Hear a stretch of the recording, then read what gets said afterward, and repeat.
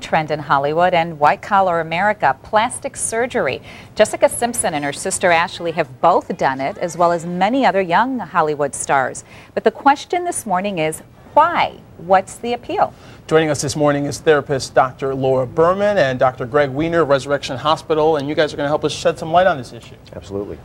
Tell us, why are we seeing this increase in number of plastic surgeries? Why do you think? Well, I think part of it is that it's just become so normalized, and everywhere you see, and in all the magazines that all the women read, this one is getting this done, that one is getting that done, their friends, the shows out on network television like Extreme Makeover and the like makes it seem very accessible, very normal, and also I think our standards and expectations of what beauty is and how people are supposed to look like is really starting to change. Well, Dr. Wiener, one of the things that is painfully obvious, especially with somebody like Jessica Simpson, who we consider young and already so beautiful, why so young? Why are they choosing plastic surgery? Well, number one's right. I think that everyone wants to change some aspect of their appearance, and so that's the first one. But also in my practice, I'm seeing a lot of younger women who are doing this because it's easy. There's less invasive options. I can offer less invasive options that allow women to do things without a lot of downtime and without a lot of recovery. And much more affordable, we hear. Absolutely. As well. Yes. So any tips out there if you're considering getting plastic surgery? What can you do? What should you be thinking about?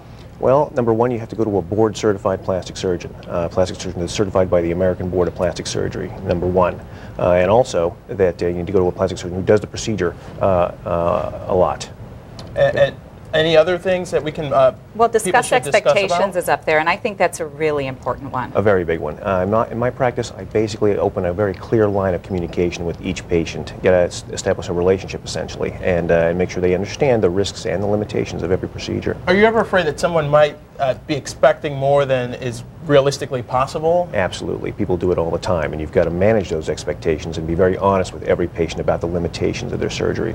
Well, you know, I was reading an article, Dr. Berman, this question is for you, and in it there were a plethora of patients who had had so many surgeries and spent so much money, and I'm looking at the pictures and I'm thinking, oh my gosh, you really look crazy. Yeah. At some point, isn't it really just It's a slippery slope, and there is, you know, clinicians, and you'll hear this among the therapeutic community, are starting to coin this term about plastic surgery addicts, which isn't a formal psychological term, but basically you're seeing this trend where people can't get enough, and they get a nose job done, and then they need a chin job, then they need a cleft put in, and then they need breast implants and liposuction, and it's never ending. And there's also a trend toward really beautiful people who start off really what our society would consider very attractive, yes, still getting more plastic surgery. And usually both of those cases, it's because they're using the surgery to kind of fill up an empty place inside themselves, either low self-esteem or a destructive relationship.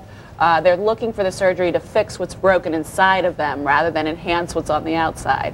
And that's a problem, right? I mean, that is something we should think about and consider. Absolutely, and I've talked to Dr. Wiener about this before, that he really does, you know, and I think it's really something that most surgeons should do, and unfortunately don't, that he really does talk to patients about what the reasons why they're getting this surgery, not only their expectations about how they're going to look, but their expectations of how their life is going to change after they get that surgery. And I think that that is a question that you really need to ask yourself. Well, thank you, Dr. Berman. Thank you so much for joining us today. And at some point you say enough is enough. Absolutely. Thank you very much for joining us today. Thank you very much.